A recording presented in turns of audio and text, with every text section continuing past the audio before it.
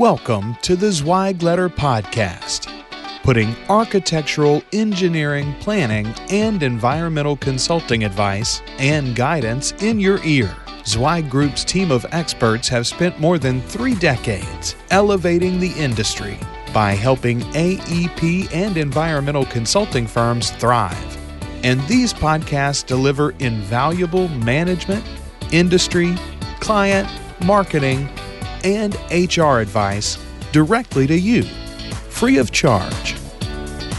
The Zweigletter Podcasts, elevating the design industry one episode at a time.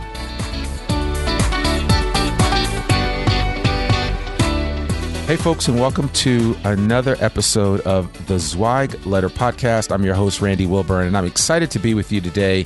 I am sitting here, I'm not physically sitting here because he's where he is and I am where I am, but I'm here with Raouf Ghali, who is the CEO of Hill International. And for the uninitiated, Hill International is one of the largest construction management firms in the world. And Raouf was kind enough to join us today on the Zweigletter Podcast to talk about his background and experience and also a little bit about what Hill is up to and how they have survived the pandemic, as most firms in the design industry space are figuring out ways to make it through these last 20 plus months that we've experienced since the beginning of the pandemic in 2020. So without further ado, Raouf Ghali from Hill International, how are you doing? Good morning, Randy. I'm doing great. How about you? I'm doing good. Thank you so much for taking time out of your schedule to connect with us today. I would love for you, one of the things that we like to do just at the onset of these conversations for our Zweigletter Podcast listeners is for you to kind of share your superhero origin story, which is just a little bit about you. Who is Raouf Ghali? So I'd love for you just to kind of give us the Cliff Note version of you, and then we'll go from there, because I've got some really interesting questions to ask you today. All right, Randy. I'll just make it brief, really give it a little bit brief background. I've been with Hill since I joined Hill in September 1993. Been with them since then. I came into Hill really to help them start up what was a very small international organization. They had just received a new contract in Armenia, which is in Asia.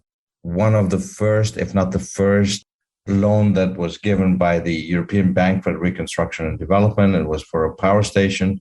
So I went out there really on a project really to realize it. And it was the first of its kind where they had Russian technology being coupled up with Western technology in order to generate power in Armenia. It was during the time when there was conflict between them and Karabakh.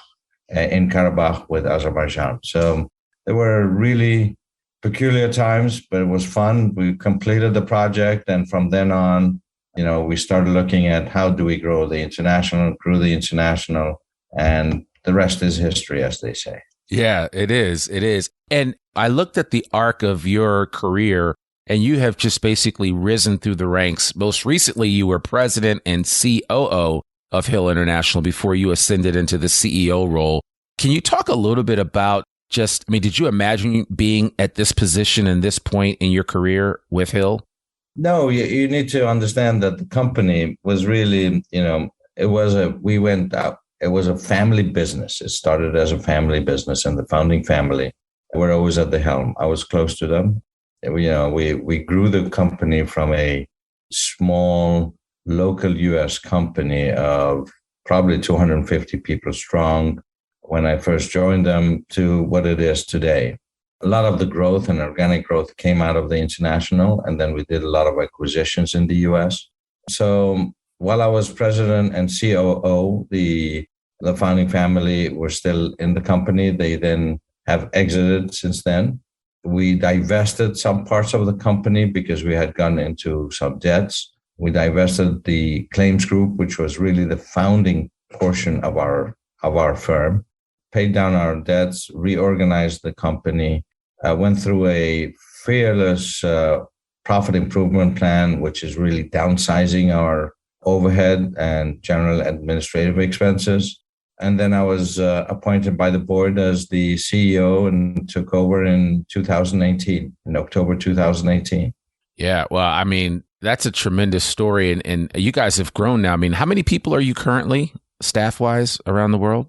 We're 3,000 plus strong right now. Wow. We had peaked before we divested. We had peaked at around 4,500, and we intend to get there and exceed that number very soon.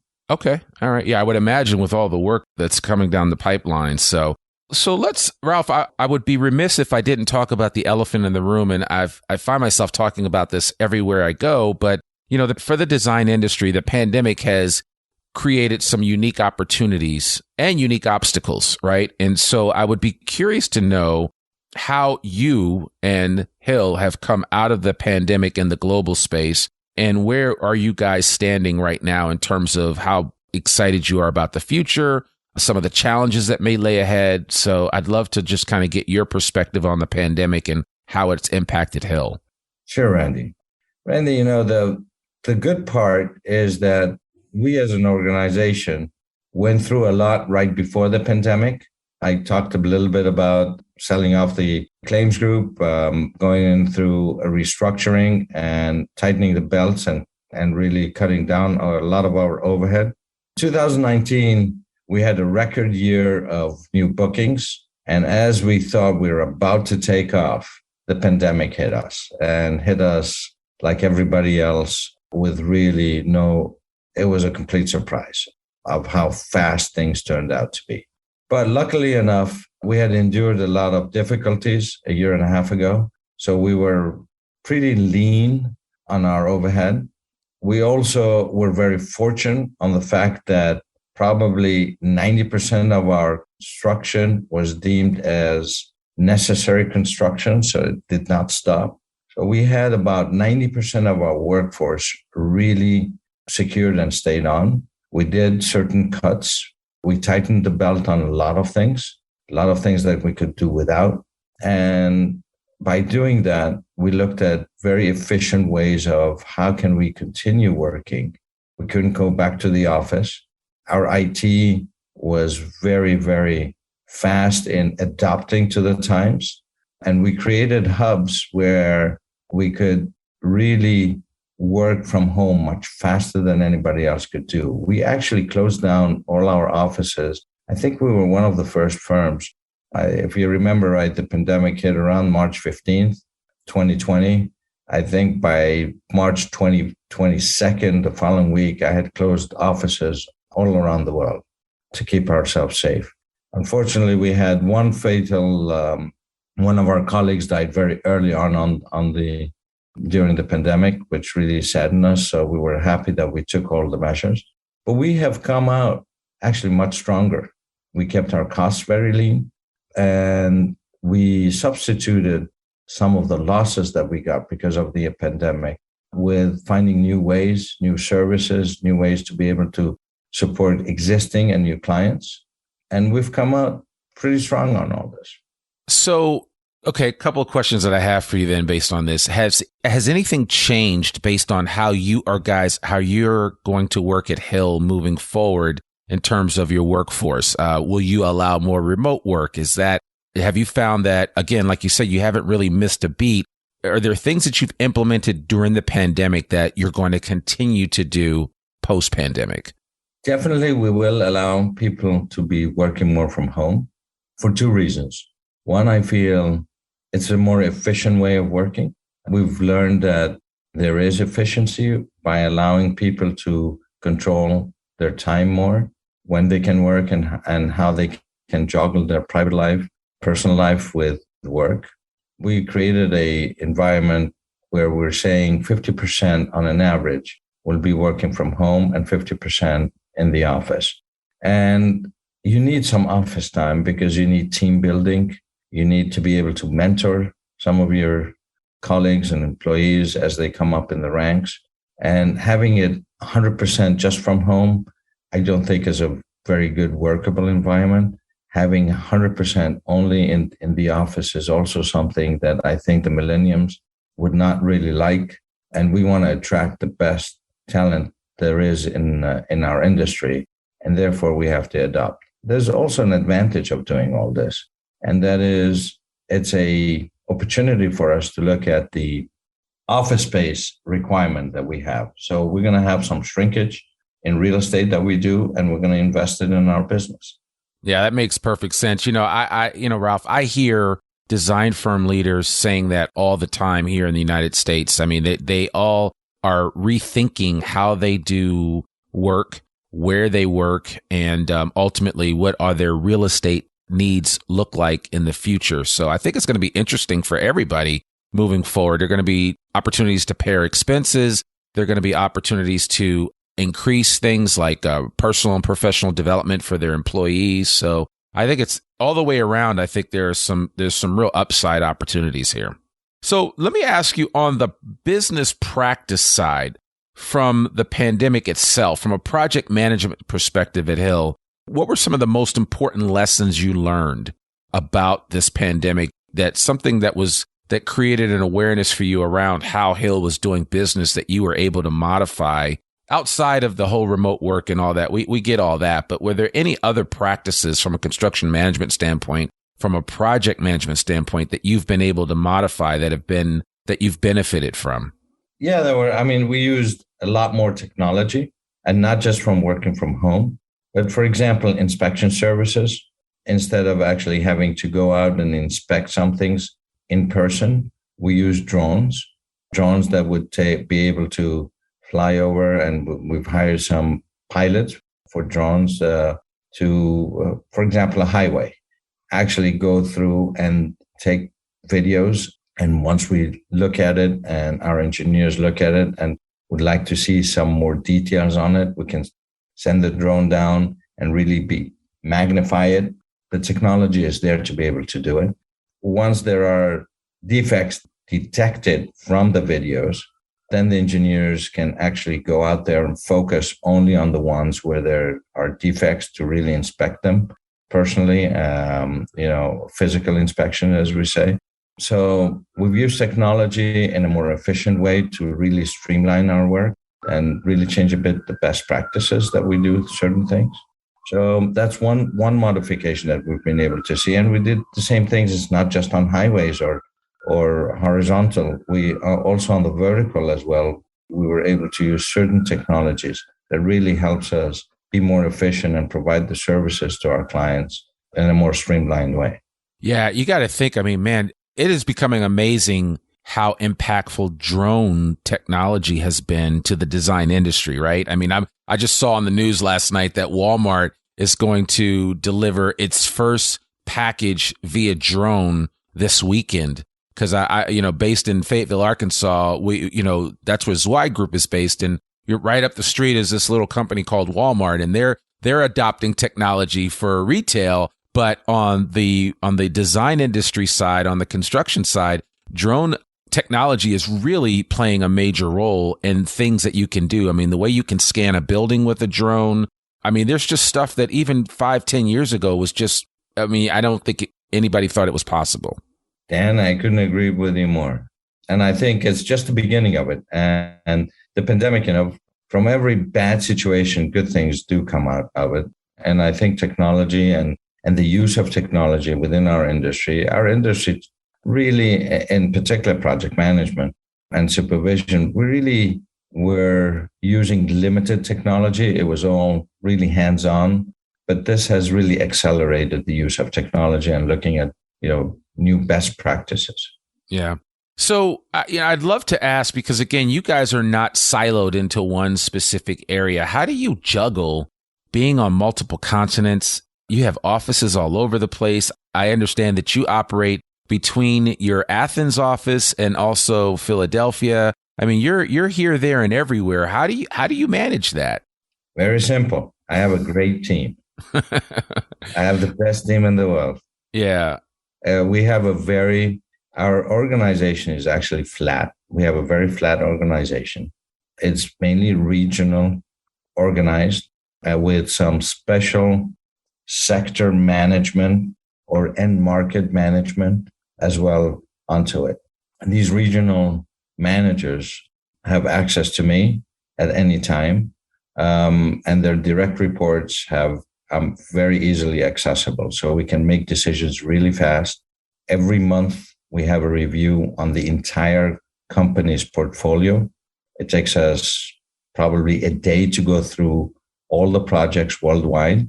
And we look at where the important parts are, because at the end of the day, if you manage your weakest link, it just makes you strong. So we focus on where the issues are, where the challenges are on a monthly basis worldwide, and all the management is around the table, and we help each other just get over any challenges that they're looking for, and we go forward on that. Yeah. And decisions are made instantaneously with as little bureaucracy as possible. Now, having said that, we're a publicly held company, so we have a lot of controls, and we let the controls do their thing, and there's a check and balances. Yeah, I was reading some of your financial documents, and I would imagine that a lot of that, it gets systematized so that you just plug and play. You're able to update that information as you gain new data points, as you gain new financial information, and then certainly as you update projects on a case-by-case basis. So that is the beauty of technology these days, is that we're kind of able to do things within keystrokes. It's so simple nowadays. That's correct. But at the end of the day, we make things more complicated sometimes. Yeah. Sometimes if you simplify matters, even in a larger organization, it becomes very simple. You bring it down to simple steps and simple questions, and things resolve themselves. Yeah, yeah. So it sounds like for you as a leader, you are not that you're hands off, but that you allow people to do their job, and there's not a lot of micromanaging going on. I mean, you certainly inspect what's happening, but it sounds like you give people the latitude and the discretion to do their best and do their best work. To me, my job is to find the best people and then allow them to do their job, and for me to support them. Yeah, I love that. So let's just talk about this whole issue about, working in an organization that is on multiple continents. You have to be aware of local situations everywhere that you have an office. So, I mean, I know you work in the US, the Eurozone, the Middle East, and Asia. So how do you view each of those different areas, and are you bullish about just growth overall happening across the board? Or, do you just closely monitor each area and you adjust accordingly depending on where you're doing business? Each area, and then let me just a little bit. Oh, you forgot one area, which is Africa. I'm sorry. Yes. Our colleague, in case they hear that they don't think I'm ignoring them, everybody's got to be treated correct. I apologize about that. Yeah, how did I forget the continent? So. And we're very proud of the work they're doing there as well. We're proud of every region that we're working in. But to answer your question simply, since we've started working, the foundation and really perception of how we do business is we go into the different regions and we adapt to the culture of that region. We do not impose our culture. We adapt to their culture, but we bring in best practices.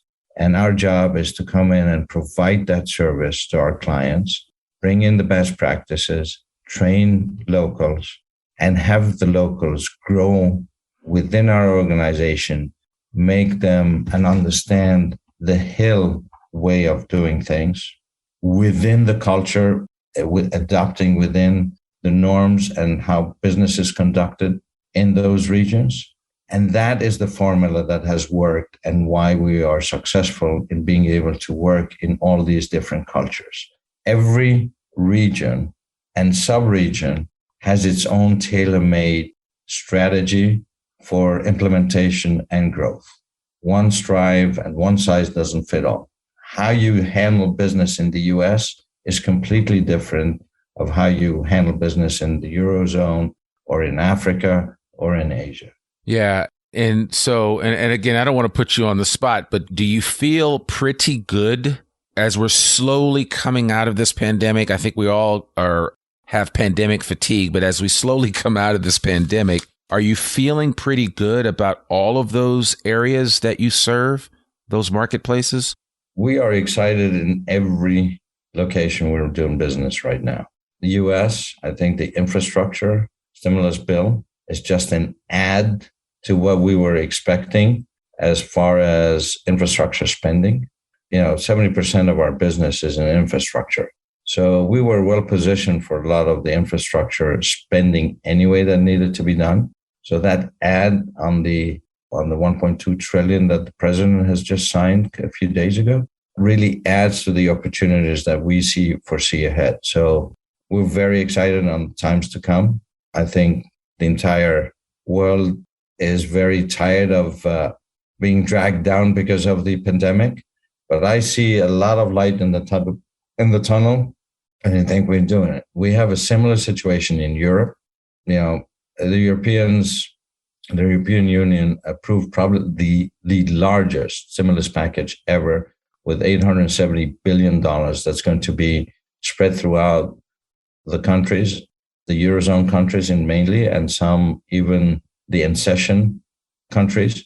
In most of those countries, we have an operation. So that's an add again to us. So we're very bullish on this. Africa and North Africa, where really we're doing business, has been a very, very, the business climate in the last 2 to 3 years has been very positive. Even with the pandemic, there has been a lot of activity going on.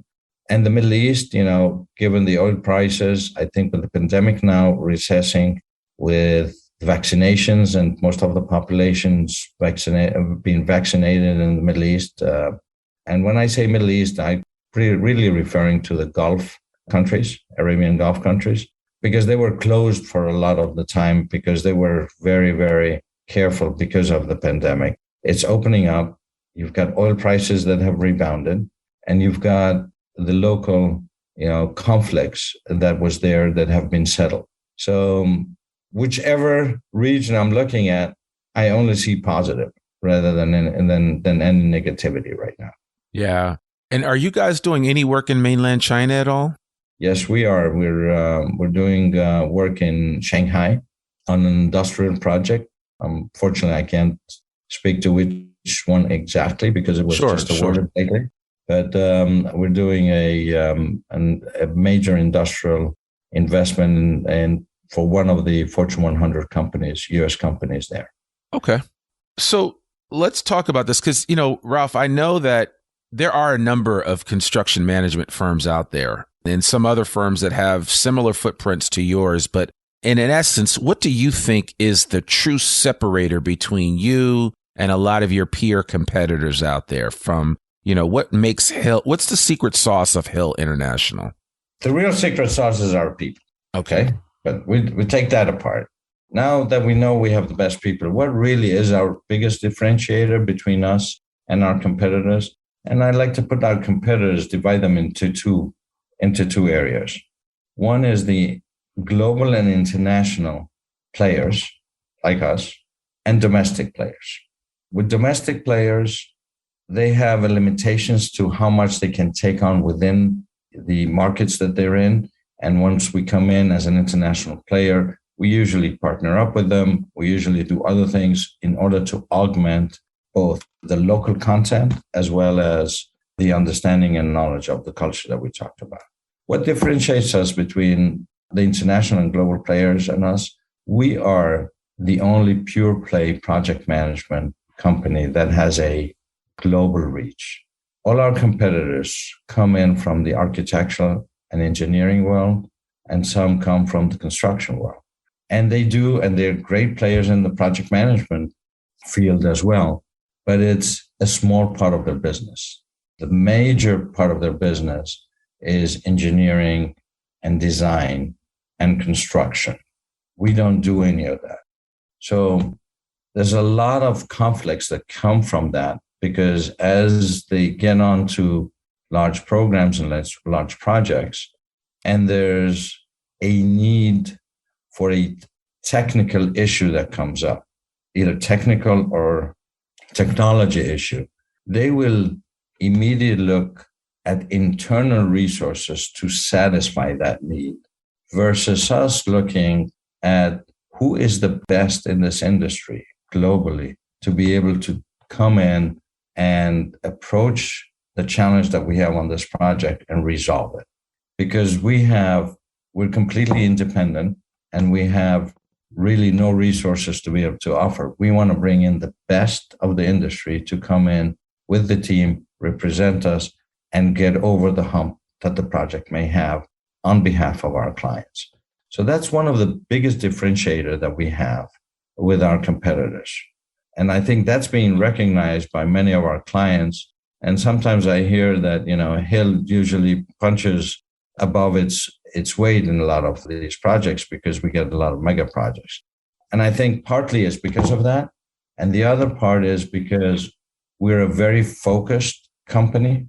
And if you're a project manager and you want to grow in project management, where would you like to be in? Would you like to be in a company that 10% of its business does project management, or 100% of its business does project management, and your career will take off with it?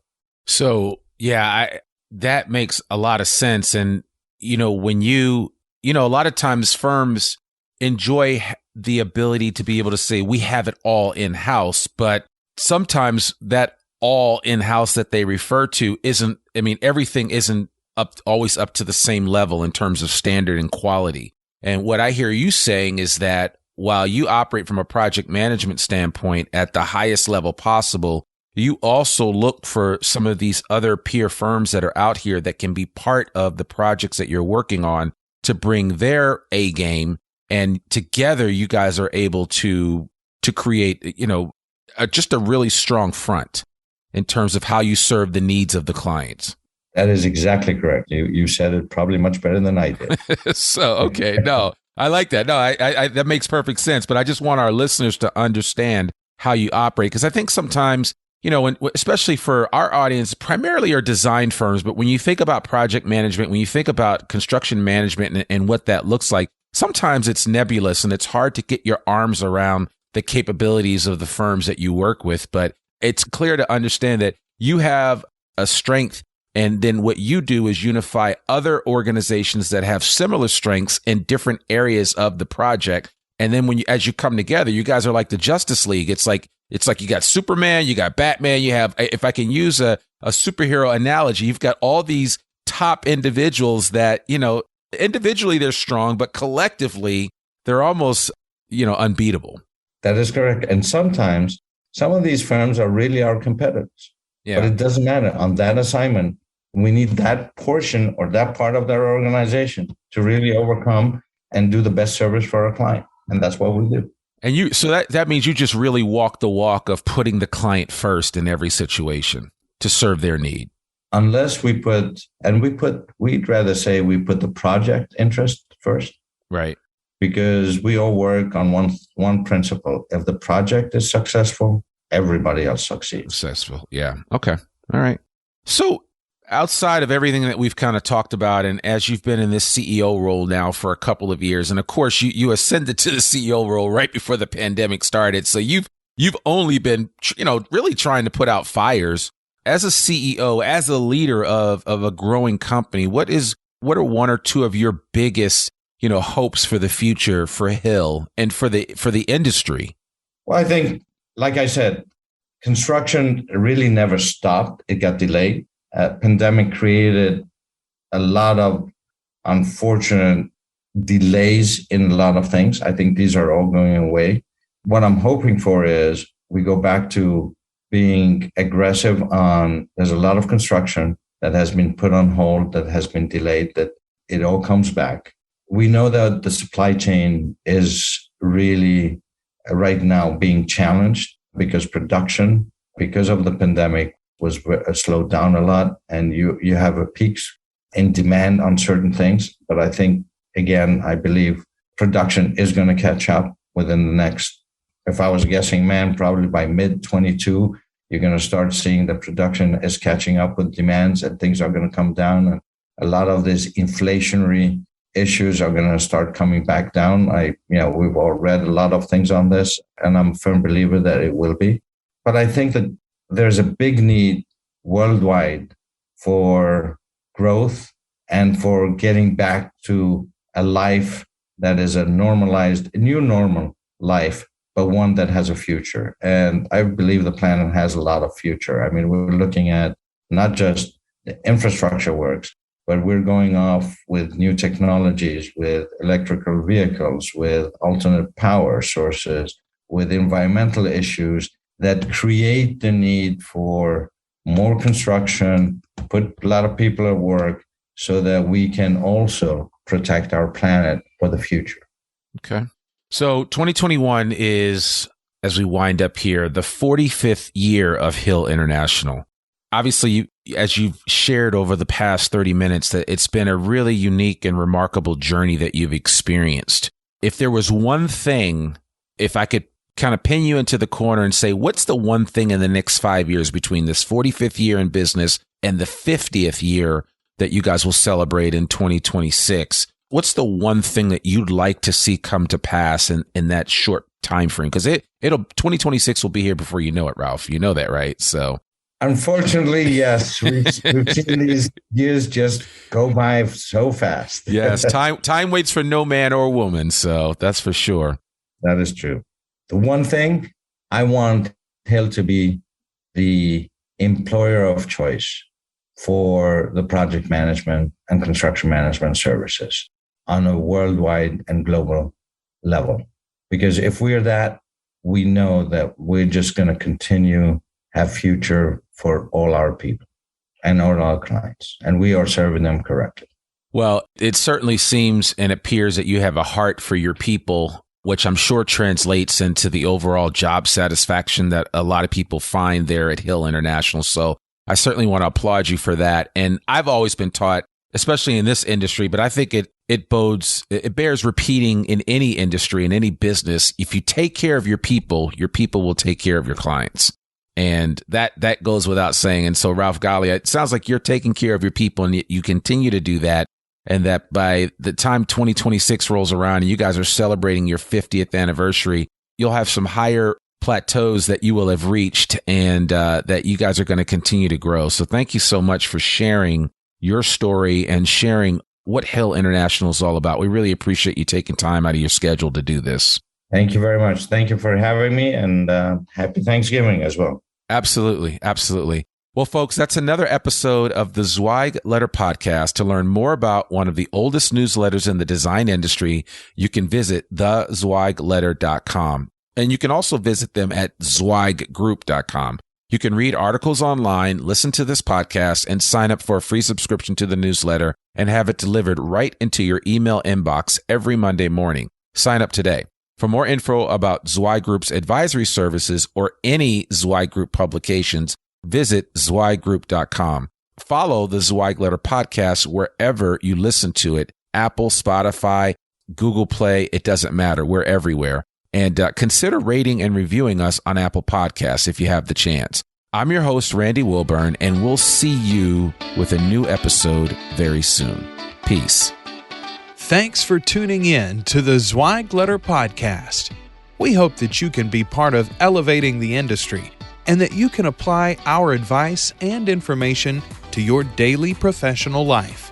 For a free digital subscription to the Zweig Letter, please visit thezweigletter.com/subscribe to gain more wisdom and inspiration, in addition to information about leadership, finance, HR, and marketing your firm. Subscribe today.